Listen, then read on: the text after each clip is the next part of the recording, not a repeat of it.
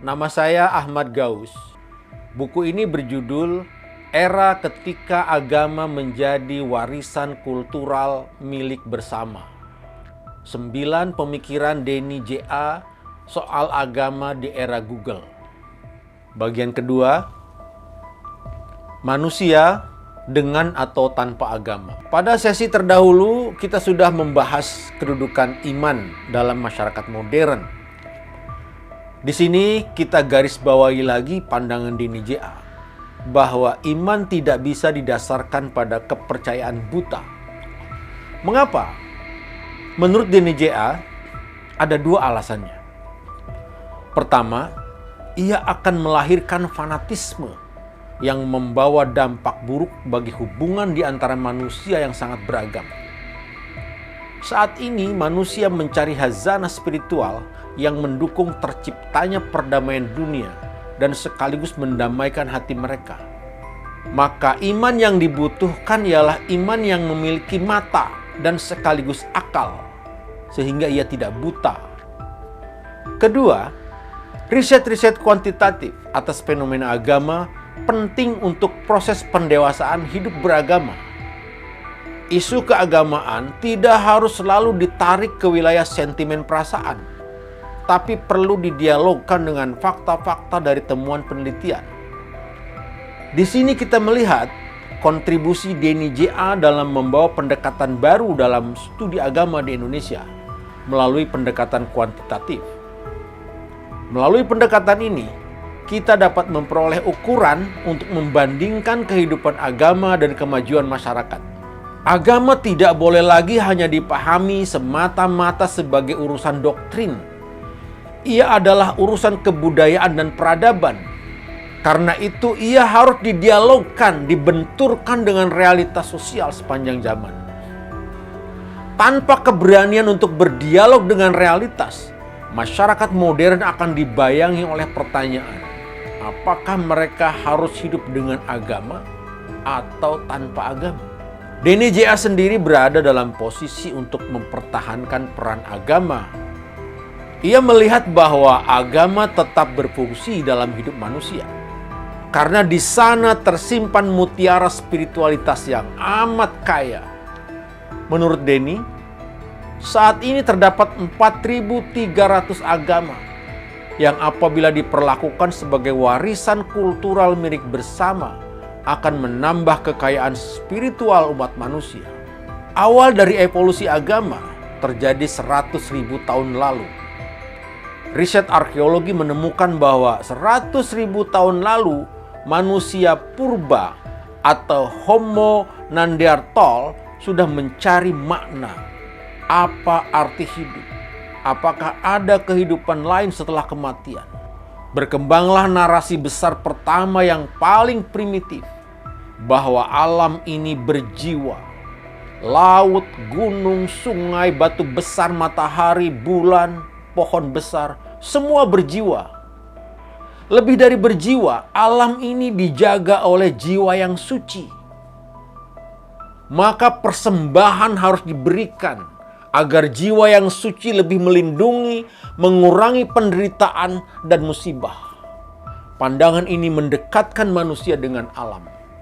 Itulah kepercayaan yang disebut animisme. Boleh dibilang animisme adalah agama pertama umat manusia. Artinya, manusia itulah sebenarnya yang menciptakan agama. Manusia lebih tua dari agama. Tesis Denny J.A. ini membenarkan teori bahwa agama-agama adalah kekayaan kultural milik bersama umat manusia. Bahkan setelah ratusan ribu tahun, agama-agama mengalami transformasi terus-menerus karena manusia membutuhkannya.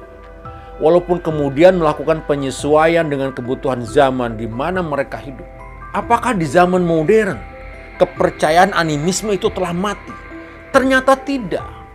Kepercayaan itu malah dihidupkan lagi atas dasar kebutuhan manusia pada filosofi yang mendekatkan mereka pada alam. Menurut Denny J.A., kini filosofi animisme purba ditafsir ulang dan menjadi New Animism. Paham ini memahami bahwa lingkungan kita, gunung, pohon, sungai memiliki jiwa. Mereka semua anggota keluarga kita. Tentu berbeda dengan animisme lama, lingkungan itu tidak diberhalakan. Masyarakat kini mencari cara menyelamatkan lingkungan yang telah mengalami kerusakan akibat eksploitasi industri modern.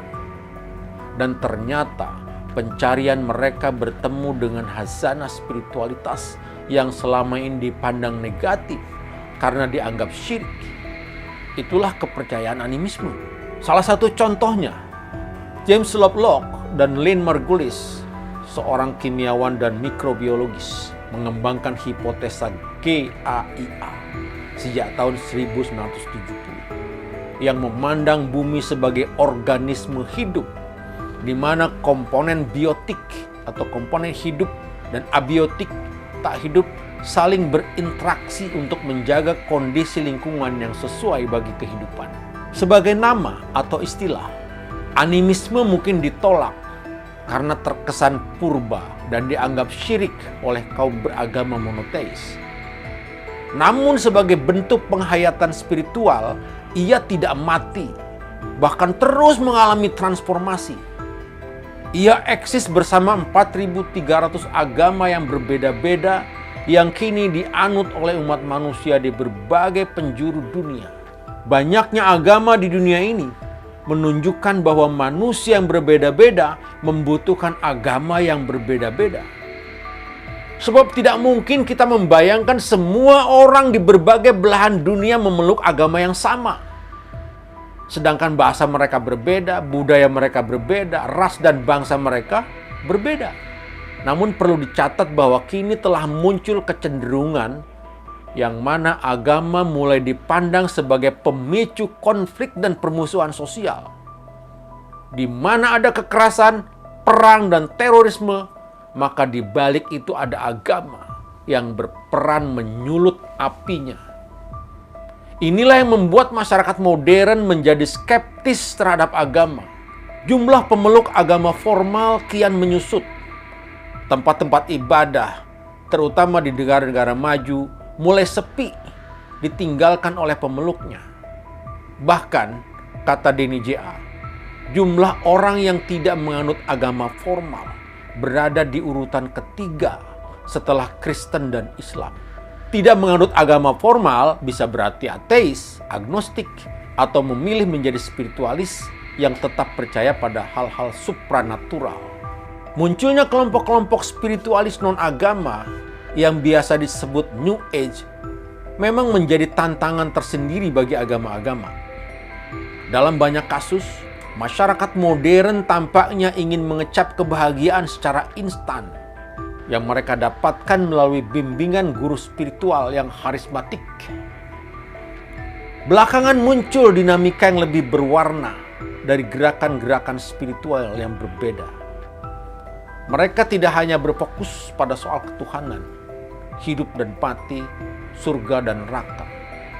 Kini yang disebut spiritual itu memiliki banyak dimensi. Bahkan digunakan oleh mereka yang mengklaim diri sebagai kaum ateis. Kata spiritual belakangan dilekatkan pula pada pelestarian lingkungan hidup, perjuangan kesetaraan, musik, lukisan, patung, puisi, dan sebagainya. Artinya, spiritualitas tidak melulu soal Tuhan atau soal-soal metafisika. Inilah yang membedakannya dengan kelompok spiritual masa lalu.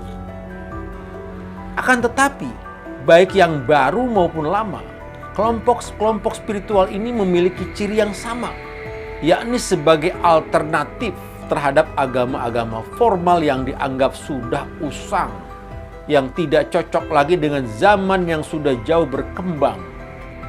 Apalagi agama-agama mengembangkan doktrin yang eksklusif.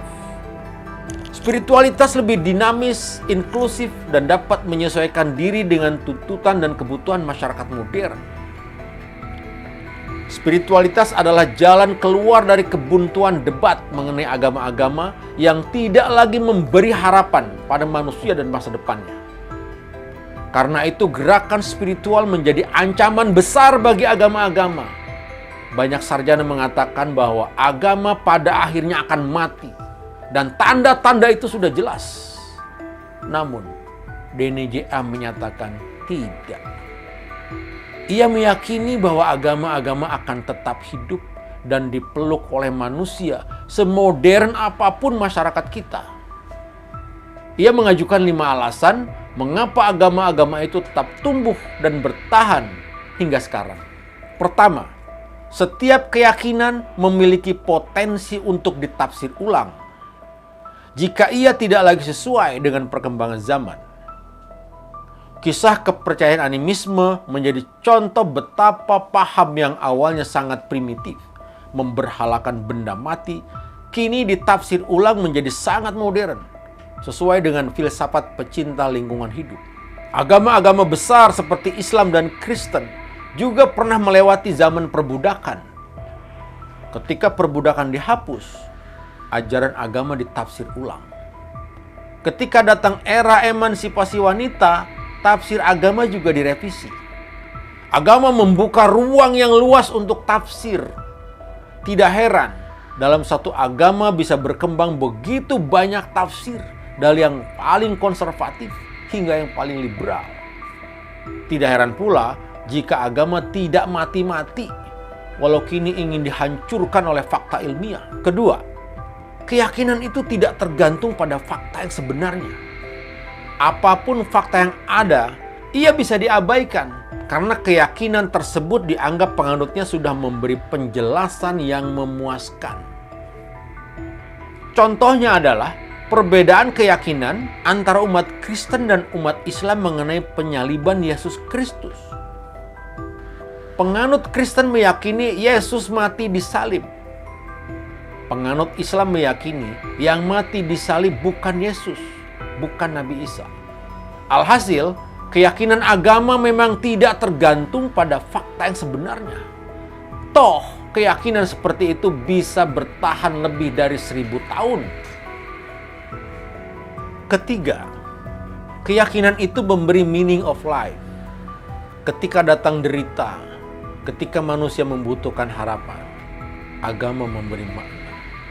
Para ahli neuroscience meneliti asal-muasal perasaan bermakna dan kekudusan yang dialami manusia.